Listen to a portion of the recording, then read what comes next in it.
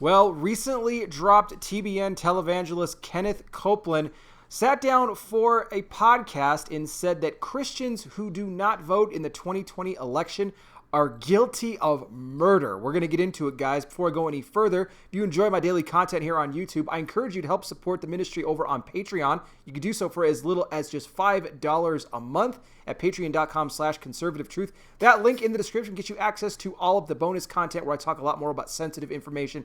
You get the alerts and notifications for anything that posts to Patreon. Unlike YouTube, you're not going to get all the alerts, guys. So you got to browse my channel on a regular basis so you don't miss anything. And trust me, you've missed a ton of content. So when you get done watching this video, just browse back to see what it is that you have missed. Also got to send a special shout out to Rosane, who recently became a $5 patron. Thank you so much, Rosane, for that support. I really appreciate it. Now, guys, please like this video, share it, hit the bell, subscribe, and I wear the glasses because I'm blind. Now, let's talk about Kenneth Copeland here. He's been in the news a lot lately. Of course, TBN several weeks ago, and even Kenneth Copeland announcing on his own ministry page that he is in fact leaving the TBN network after 30 years. The network is moving in a different direction, and it was reported that, well, we're going to be having Stephen Furtick is going to be replacing Kenneth Copeland in his former time slot. Now, that's going to be starting up in the beginning of October.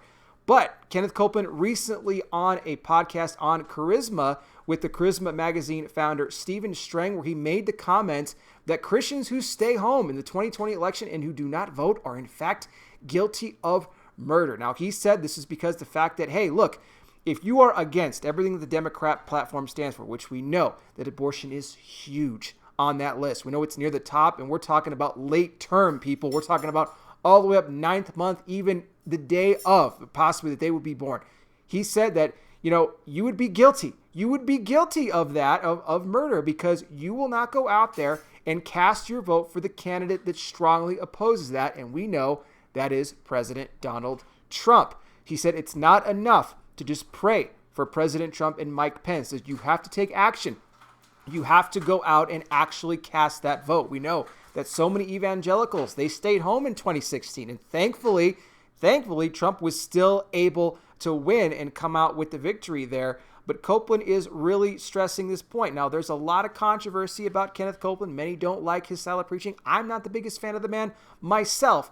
However, I do understand the comments that he is making here, and I know he stands with the president and supports conservative values, and I can get on board with that. I don't have to agree with everything the man does in his ministry, and I'm not really so much a fan of the whole prosperity gospel thing, and there's all kinds of problems with that, and a lot of people think that Copeland has padded his pockets over the years, and he probably has, let's face it.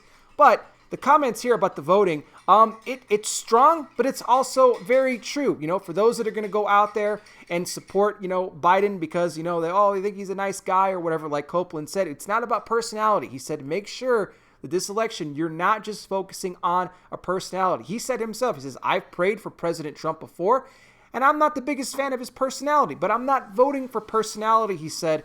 I'm voting for policy. He says, and that's the most important thing you can do going into this election is that you look at the policies that each of these candidates are presenting. Which one of them more aligns with God? And Copeland said straight out, look, there is nothing about the Democrat Party now anymore that represents God. This is a party that has abandoned God. They have left God behind. But what Trump is standing for, what the Republican Party is standing for, that is representing Christian values. That is representing more of a godly platform. Again, not that Trump is perfect, not that he's a pastor. He shouldn't be your pastor. You should have a good pastor that you like and respect.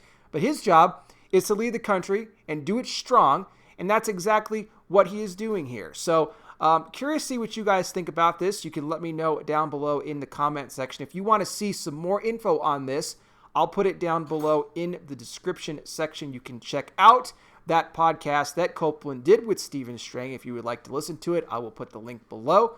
Guys, thank you again so much for watching. I really do appreciate it. I'll be back with more. You guys take care. Please be safe out there. God bless each and every single one of you, and I'll talk with you soon.